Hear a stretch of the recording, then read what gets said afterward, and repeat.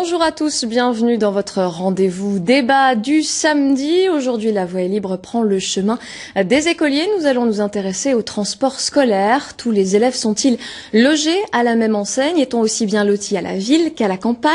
Nous verrons également l'importance de ces réseaux dans les zones rurales et nous aborderons les questions de sécurité.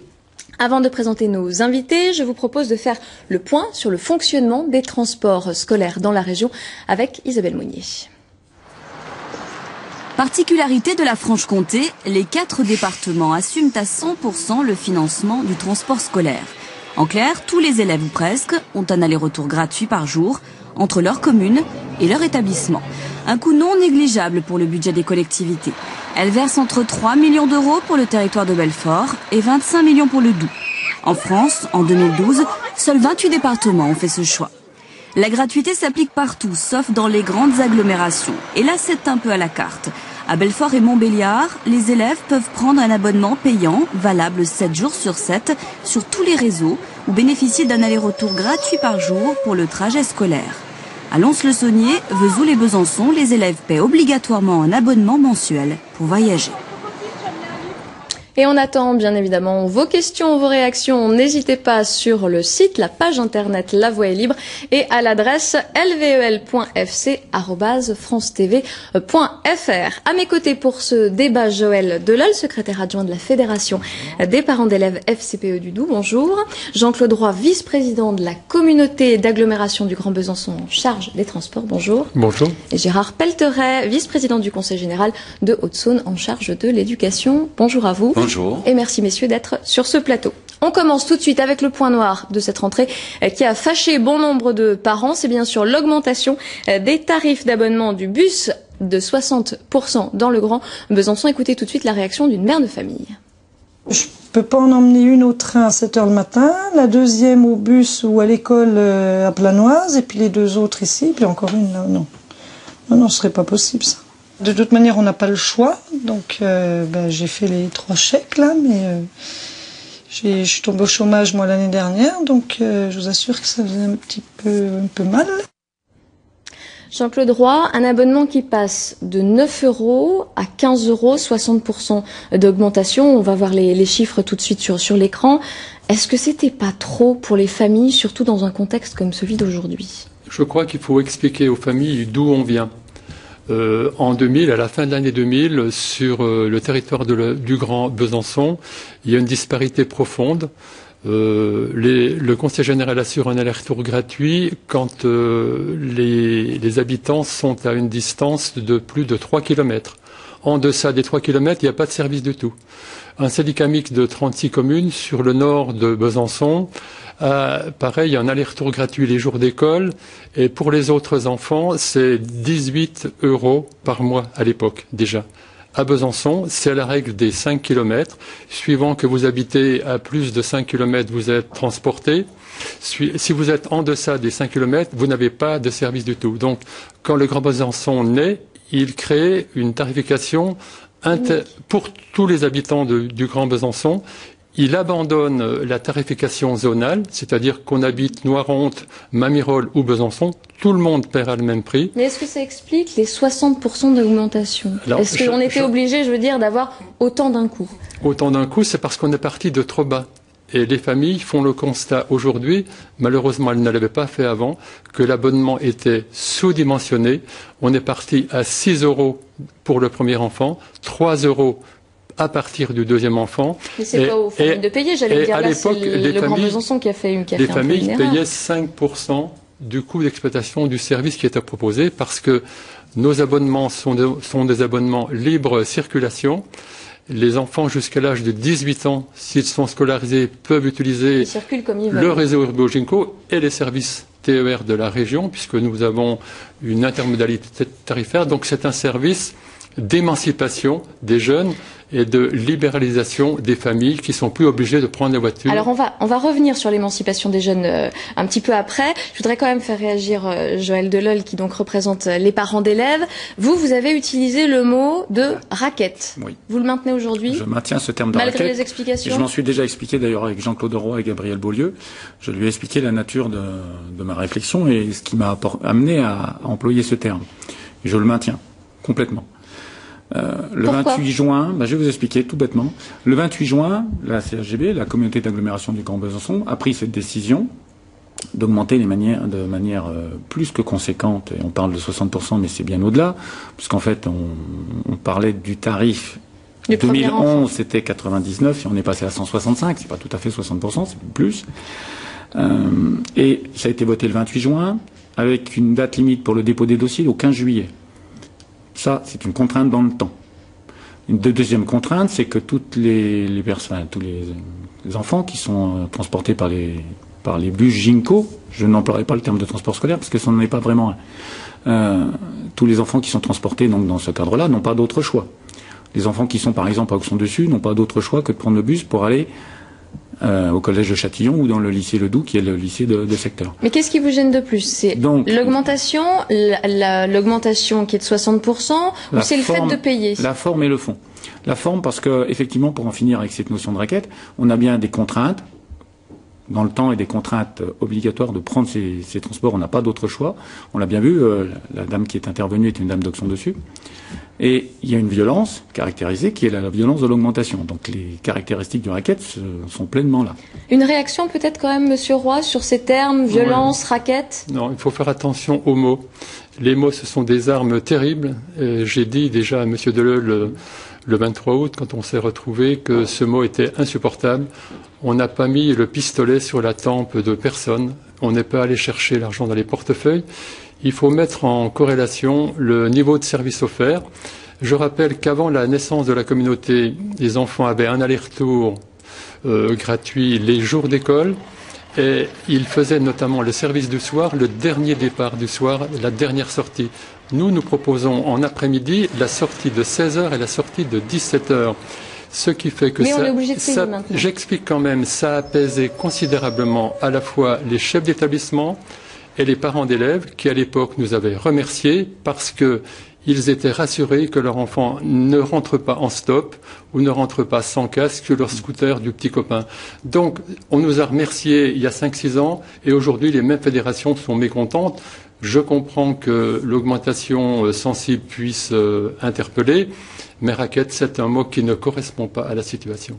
Par rapport peut-être à la date à laquelle la décision a été prise, on informe beaucoup les gens finalement après, mais pas avant. Est-ce qu'il n'y a peut-être pas eu assez d'informations? C'était un débat très long. Il a fallu non seulement trouver des recettes, celles dont on parle à présent, mais on a fait aussi des économies.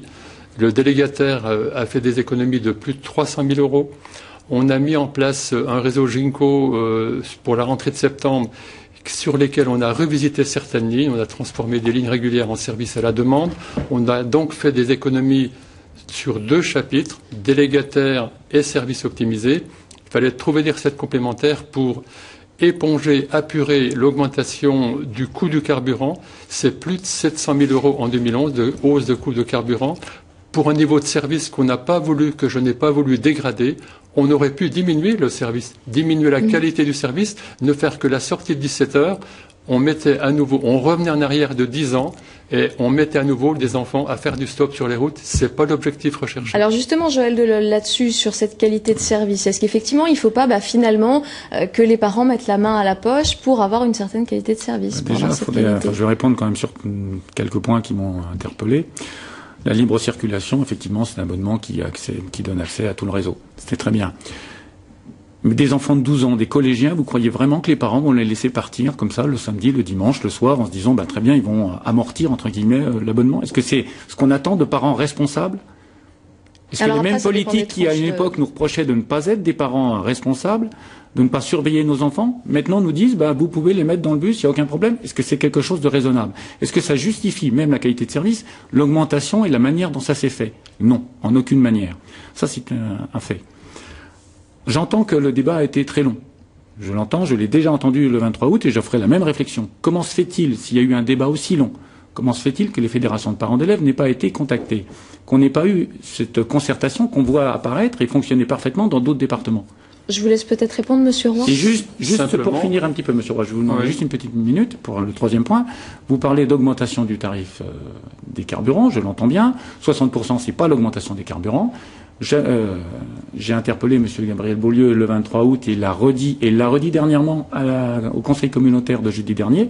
Il ne s'agit pas d'une réactualisation des tarifs, il s'agit d'un rebasage. Vous avez modifié, et c'est un choix politique, vous avez modifié la répartition du coût au détriment des familles qui ont des enfants scolarisés. Mais je l'ai expliqué rapidement tout à l'heure, je veux bien le compléter. Vous savez très bien qu'un niveau de service équivalent, dans des tailles de communautés d'agglomération équivalentes, ce niveau de service est en moyenne en France à 21 € et nous l'avons passé mensuellement de 9,30 € à 15 €. Ça, on peut voir. Alors justement, on a un petit comparatif. Je voudrais vous le montrer des tarifs que je vais compléter avec d'autres. Alors par exemple, une ville comme Besançon, effectivement, aujourd'hui est à 15 €. Lons est à 12 €. Vesoul est à 10 € par mois. Dijon est à 9. Donc on parle de taille. Mais effectivement, Metz est à 24. Donc il y a effectivement des tarifs très distincts. Je voudrais juste que Nantes est à 28. Le Mans est à 27. C'est un peu plus grand. C'est le même niveau de service, madame. C'est le même niveau de service. Je voudrais juste que vous réagissiez à l'absence de concertation. Effectivement, pourquoi ne pas avoir, pour éviter un petit peu tout ça aussi, convier la Fédération des parents d'élèves? Je pense qu'on en a parlé le 23 août. Cette concertation, elle était établie au niveau de l'inspection académique. Depuis 3 ans, cette concertation a cessé du fait de l'inspection académique. Je le regrette. Nous le regrettons. Donc vous seriez prêt à remettre ça au bout du jour? Mais nous allons faire un courrier commun qui aurait dû être préparé et que nous allons signer ensemble. Fédération de parents d'élèves, Conseil général du Doubs et Grand Besançon, pour demander la remise en place de cette concertation qui a 2 objectifs majeurs.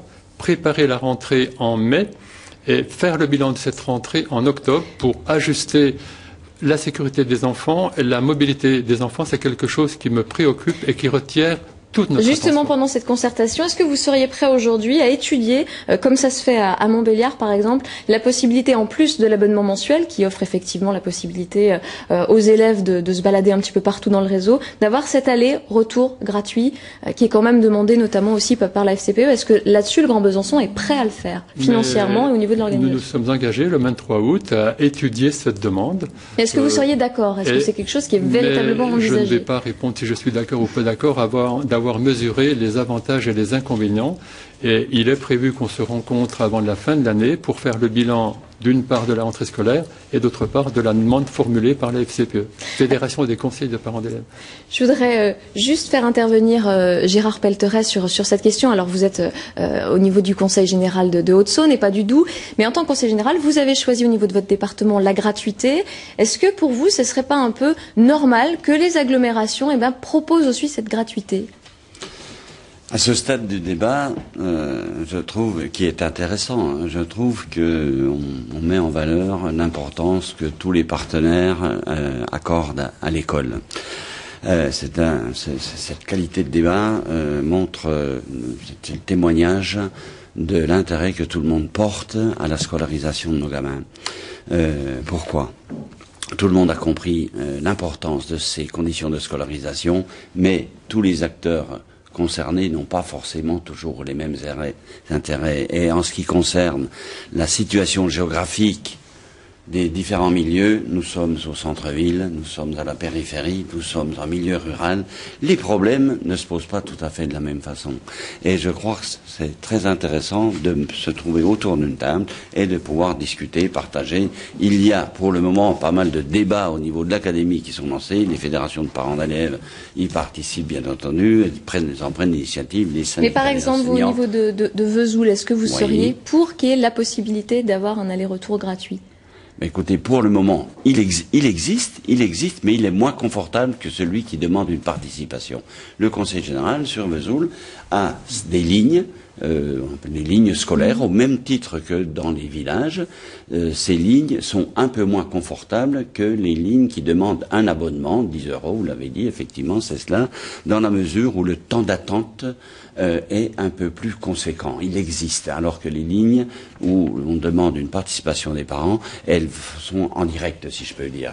Mais voilà, finalement, les Vésuliens, ils sont peut-être gâtés parce qu'ils ont la possibilité de choix. Hein, tout à fait. Je voudrais juste compléter un petit peu.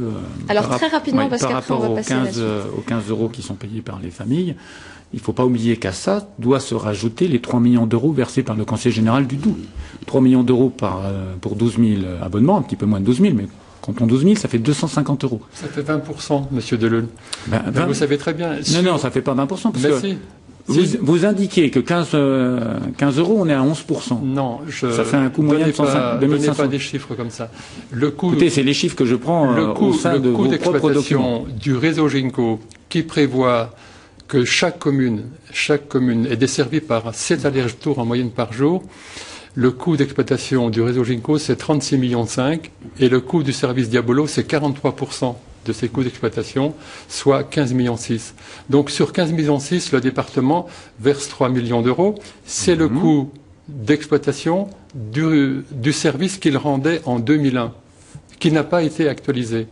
Les familles payent. Vous avez demandé d'ailleurs au Conseil général de loi revoir à la hausse la loi ne l'oblige pas à le faire, il n'a pas à le faire. C'est comme ça dans tous les. Et vous leur avez demandé éventuellement non, pour éviter justement d'augmenter trop le tarif Ginko. Nous sommes tenus par une convention, donc c'est la règle comme ça, elle est établie, elle n'est pas changeable. On ne peut pas la changer sans que la loi soit changée. Les parents, dans ce concert, payent 7%. Payer 7%, ils vont payer, à partir de l'abonnement modifié, ils vont payer 11% du coût d'exploitation de ce service. Alors des parents pas contents et des parents qui payent justement les transports scolaires, eh bien il y en a de plus en plus puisque depuis 2 ans, de nombreux départements reviennent sur la gratuité des transports scolaires. C'est le cas dans l'Aube, les Ardennes, le Haut-Rhin, le Loiret ou encore la Corrèze. Cette année, la décision a même été prise par François Hollande qui était alors président du département. Regardez tout de suite ce reportage réalisé par nos confrères de France 3 Limoges juste avant la rentrée. C'est la fin d'un symbole. Les transports scolaires gratuits en Corrèze, c'est terminé.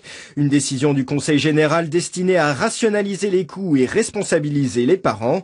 Il faut dire que le transport scolaire, c'est 17 millions d'euros annuels à la charge du département. Pour 17 000 élèves acheminés, soit environ 1 000 € par enfant. La part des familles, elle, sera beaucoup plus modeste et fonction des revenus. 30 € par enfant et par an pour 70% des Corréziens et jusqu'à 240 € pour les plus fortunés. Une mesure jugée inéluctable par l'exécutif départemental et qui devrait rapporter près de 500 000 €. Il y avait beaucoup de départements qui avaient des transports scolaires gratuits. Ces dernières années, beaucoup de départements sont revenus en arrière. Il y a encore cette année 5 à 6 départements, dont la Corrèze, qui reviennent en arrière. Et il ne reste plus sur l'ensemble du territoire que 28 départements qui ont des transports scolaires gratuits. Les parents d'élèves, eux, grincent des dents. Ils craignent une escalade des coûts dans les années à venir et dénoncent une inéquité supplémentaire pour les habitants des zones rurales. Quand on voit la désertification des communes et de certains cantons, je veux dire, il est évident qu'avec cette mesure financière qui vient s'ajouter aux frais traditionnels de scolarité, je vois pas ce qui va inciter les parents à venir dans des communes ou des cantons où il y a le transport scolaire est inexistant ou alors payant. Et pour les parents qui n'auraient pas encore réglé la facture, pas de panique. Mardi prochain, c'est promis, aucun écolier ne sera laissé au bord de la route. Gérard Pelteret, je le rappelle, vous êtes vice-président du Conseil général de Haute-Saône, en charge de l'éducation. La Haute-Saône qui a choisi depuis plusieurs années la gratuité des transports scolaires. Est-ce qu'à un moment donné, au vu des coûts, vous vous êtes posé la question de revenir sur cette gratuité, comme on le voit avec l'exemple de la Corrèze? Jusqu'alors, je crois que le premier mot qui me vient à la bouche, c'est générosité. Générosité du Conseil général de la Haute-Saône, puisque depuis 1990, l'Assemblée départementale a voté la gratuité totale pour les transports scolaires concernant les élèves de la maternelle, de l'école élémentaire, des collèges et des lycées. Combien ça coûte par an? 17 millions d'euros. 17 millions d'euros. Concrètement, ceci signifie chaque matin où les bus partent, on construit un petit pavillon. 175 jours de classe, 17 millions d'euros, vous voyez un petit peu. Donc c'est un choix politique assumé? C'est un choix, c'est une volonté politique qui est le reflet de la lucidité et de la volonté des élus du département de vouloir mettre en œuvre des politiques en prenant en considération la réalité du terrain. Qu'est-ce que ça signifie? Ça signifie qu'on veut absolument éviter la fracture territoriale. Nous n'acceptons pas d'entendre, d'ailleurs nous ne l'entendons plus, nous n'acceptons pas d'entendre les élèves sont bien mieux lorsqu'ils fréquentent des écoles ou des collèges en ville que ceux qui vont à l'école rurale dans nos petits villages. C'est faux, c'est faux. Si à une époque On pouvait peut-être le dire. Au niveau culturel, il y a encore des progrès à faire, mais au niveau des conditions de scolarisation, les Haussonnois qui bénéficient des pôles éducatifs, une politique forte du Conseil général depuis 1992, sont dans des conditions de scolarisation et au niveau des collèges, puisque c'est la compétence du Conseil général, les collèges. Mais est-ce que ça veut dire à un moment donné que vous reniez sur autre chose, puisque c'est un choix politique, ça veut dire que cet argent on ne le met pas ailleurs? Pour le moment, c'est une priorité. C'est une priorité depuis 2 ans. Les budgets concernant l'éducation au Conseil général de la Haute-Saône sont stables. Ils n'ont pas augmenté alors qu'ils augmentaient de 1,5, 2,5% chaque année depuis 2 ans. Pour les raisons que tout le monde connaît, les budgets sont stables, mais nous tenons nos engagements par rapport au schéma directeur des collèges et par rapport à la gratuité des transports. Est-ce que le fait qu'il y ait des changements annoncés dans les rythmes scolaires, concrètement pour les maternelles, ça veut dire une demi-journée en plus, donc un aller-retour en plus, ça fait je crois 3,6 millions d'euros en plus, ça paraît, vous êtes prêt à l'assumer aujourd'hui, enfin demain? Écoutez, c'est une question. L'aménagement des rythmes scolaires nous procure beaucoup d'espoir parce qu'améliorer les conditions de scolarisation et notamment la réussite scolaire de tous nos élèves, nous y sommes forcément tous très attachés. Ceci dit, il peut y avoir un impact de par l'augmentation du nombre de transports sur une année scolaire, effectivement. Donc, il pourrait y avoir une hausse sensible. Nous y veillons, nous attendons, nous y réfléchissons, mais par rapport à notre politique concernant l'éducation et la réussite scolaire, c'est la priorité. C'est la priorité. Monsieur Roy, vous vouliez réagir? Je ne voudrais pas qu'il y ait de malentendu sur le Grand Besançon. Tous les élèves des écoles primaires qui sont inscrits dans le cadre de regroupements pédagogiques intercommunaux, le transport est gratuit. Il n'y a pas de malentendu comme ça. Ils n'ont pas d'abonnement à payer. Ils sont gratuits.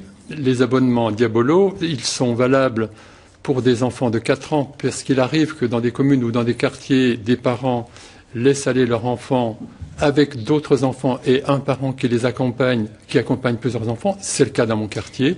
Il y a des enfants qui viennent à l'école primaire avec un abonnement Diabolo, mais la plupart, ce sont des collégiens et des lycéens. Et il faut voir l'abonnement sur sa durée. C'est valable jusqu'à 18 ans si on est scolarisé. Et du coup, ça veut dire, si vous avez s'il y a une partie qui est prise en charge par l'agglomération, ça veut dire aussi, avec le changement de rythme scolaire, hausse encore de ce budget-là. Est-ce que ça va être encore répercuté sur les familles? Mais bien sûr que non, puisque là, on a un abonnement libre circulation. Ils pourront l'utiliser tous les jours qu'ils veulent, y compris pendant les vacances scolaires. Il n'y a pas de limitation d'usage. Vous avez compris, c'est donc pour nous un avantage pour les familles. Ouais, justement, je voudrais réagir à ça. En fait, c'est ça la réalité. Il n'y a pas de transport scolaire à proprement parler au sein de la CAGB. Pour le coup, on a droit à un forfait qui peut être avantageux quand les enfants voyagent bien beaucoup. Sûr. Pour des lycéens, ça s'entend bien. Encore une fois, mais là, les familles n'ont pas le choix. M. Roy vient indiqué, nous n'avons pas le choix. Nous sommes obligés de prendre le service complet. Et pour revenir donc aux 15 euros, encore une fois, 15 euros, enfin 165 euros à l'année plus l'argent du Conseil général, parce que cet argent-là, il n'est pas fait pour le pot commun, il est fait pour le transport scolaire. Nous sommes bien d'accord. L'argent, les 3 millions d'euros que donne le Conseil général, il n'est pas fait pour transporter tout le monde, il est fait pour transporter les scolaires. Je voudrais vous faire réagir à quelque chose, parce qu'on parle, on est encore dans les questions financières. Dans le reportage qu'on vient de voir sur le département de la Corrèze, on parle de responsabilisation des parents. Alors, vous n'êtes pas des parents responsables? Si vous ne payez pas, si vous refusez de payer? Voilà, les parents doivent être immatures, je sais pas. Alors, en plus, je crains que nous soyons tous parents autour de cette table, donc nous sommes tous bons pour retourner à l'école, pour le coup. Je trouve est-ce que quand même les parents d'élèves sont prêts à participer? Constructif. Alors peut-être pas à la hauteur de vous, mais est-ce qu'il y a quand même... Écoutez, je peux donner l'exemple concret du territoire de Belfort, Système Optimo, où la FCPE est représentée au sein de la régie des transports, dans l'exécutif. Et effectivement, ça se passe bien, on n'a pas ce genre de problème. Ils ont un système qui est différent. Alors c'est vrai que c'est une régie, c'est pas une délégation de service.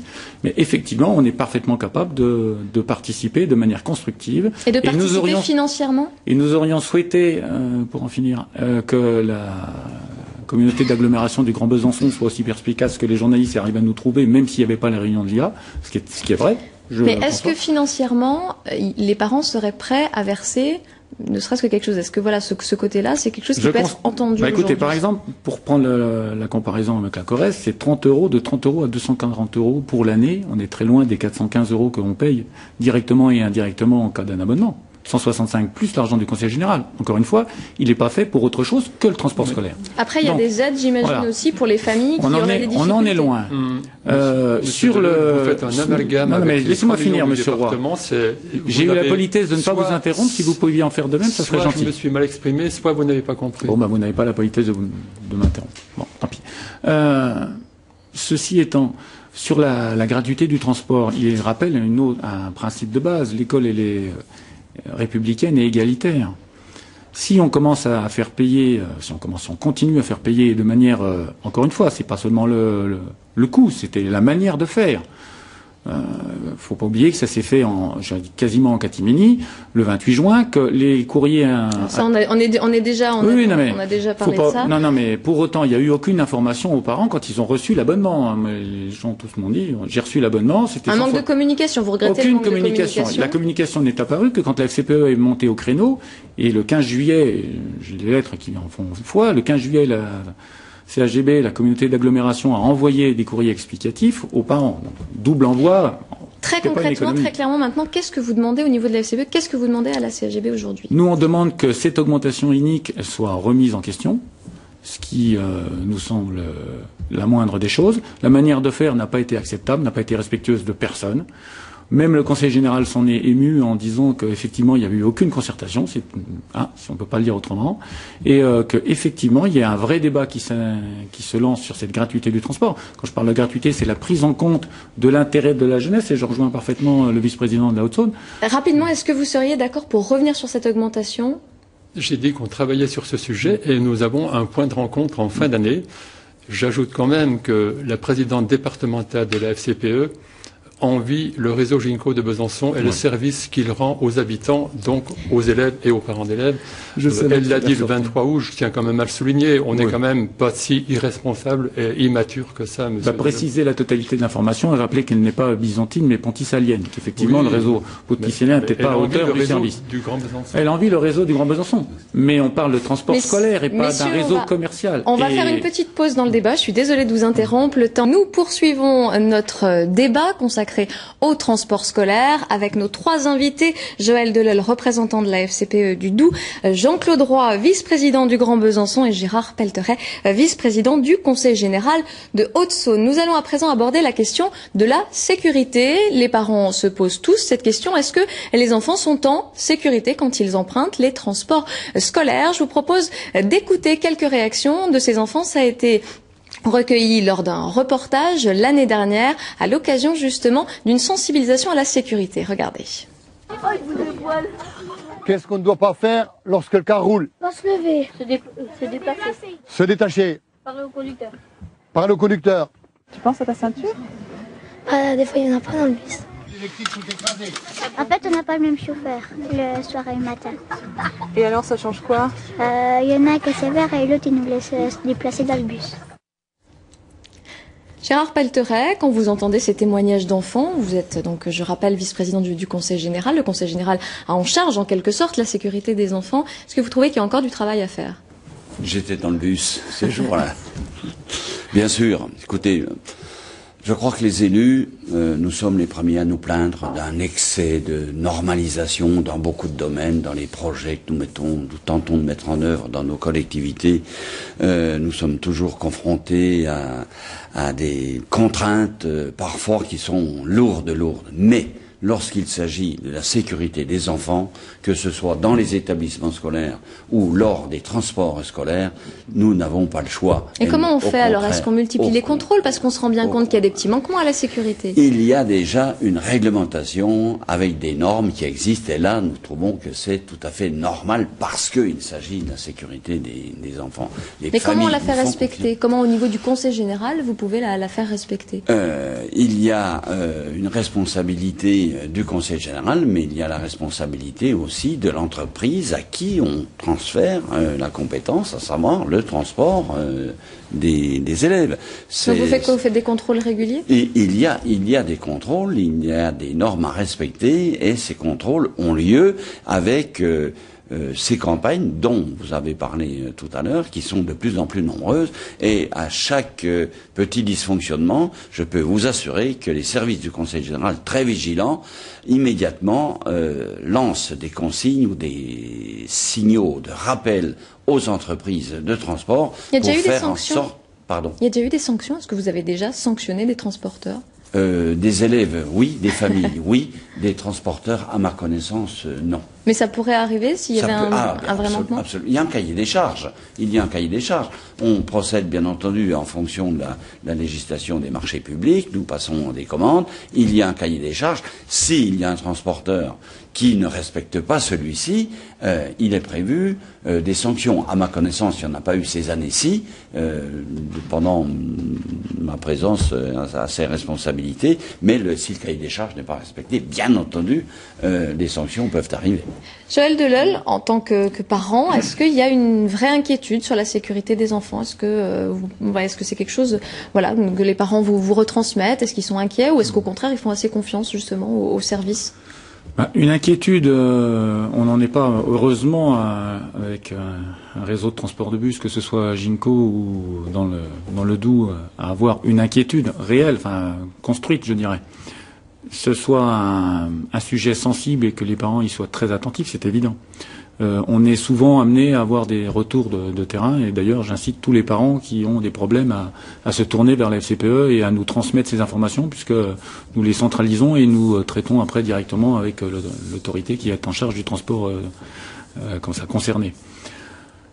Il n'y a pas, on n'a pas heureusement d'alerte grave, je dirais, de problème. Voilà. Ce qui se passe quand même, par contre, on disait, enfin, je voyais dans le reportage, il faut être assis, je suis désolé, ça concernera Ginko pour le coup. Hier soir, je rentre à Auxon, je suis arrivé derrière le bus, les enfants étaient debout à l'arrière.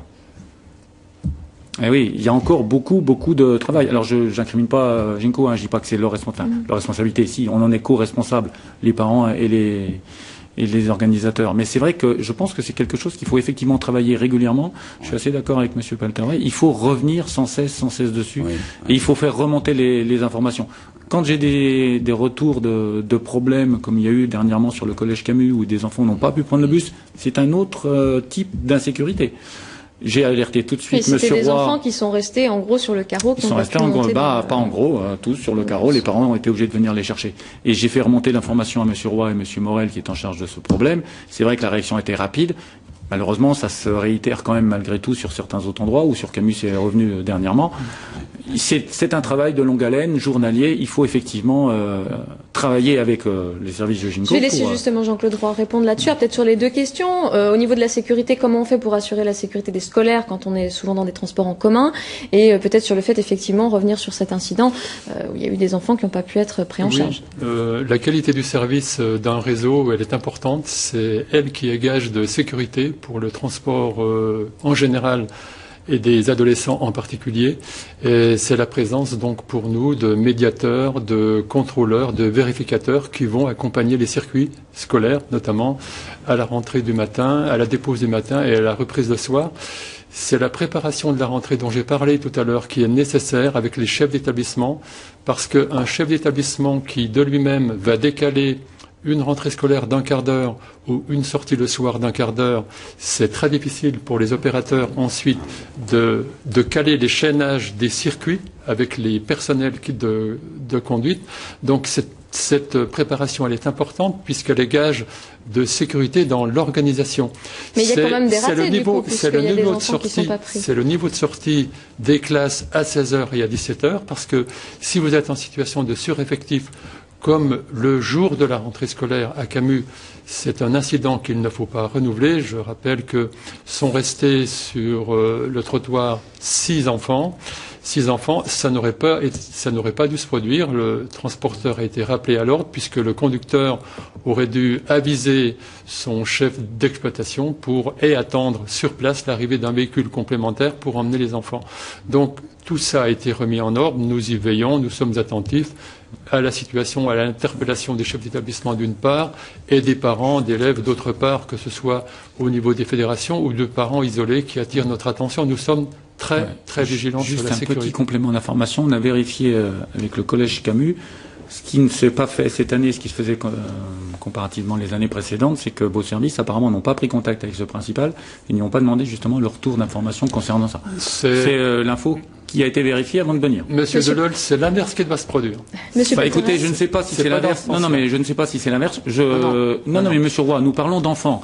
Alors s'il faut que... Non, Monsieur Delol, c'est trop grave ce que vous dites. Non, mais on dessert 18 établissements scolaires, collèges et lycées, dont 5 à l'extérieur du Grand Besançon. Si vous n'avez pas l'information, honnêtement, il s'agit d'enfants. C'est toujours le chef d'établissement qui se met en relation avec le Grand Besançon, et c'est pas l'inverse. Nous sommes vigilants sur tous les circuits. Gérard Pelteret. Dans tout ce qui est passionnel, il peut y avoir un petit peu d'irrationnel. Je crois que devant l'importance des dispositifs au niveau départemental mis en place pour assurer les transports scolaires, 2 mots sur la Haute-Saône, je reviens de ce que je connais bien, 22 400 élèves transportés tous les jours. C'est 3 100 000 kilomètres par an de transport en charge pour arriver avec le même parc automobile de bus, à faire en sorte de collecter les élèves à 8h pour les collèges, à 8h20, 8h30 pour les écoles primaires. Il faut des emboîtements spécifiques.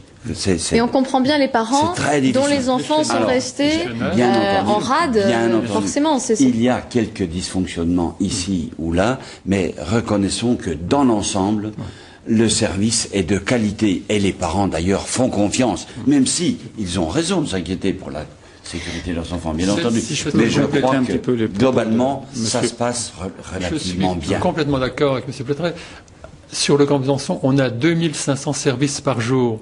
Il y a eu un raté regrettable qu'on a corrigé immédiatement sur Camus, mais 1 sur 2500 services par jour. Malheureusement non, il y en a eu un petit peu plus qu'un et ça s'est reproduit dernièrement. Est-ce que ça veut dire à un moment donné qu'il n'y a pas eu assez d'anticipation au niveau des chiffres justement des élèves transportés? Je ne veux pas mettre la faute sur qui que ce soit, c'est quelque chose qui est réglé.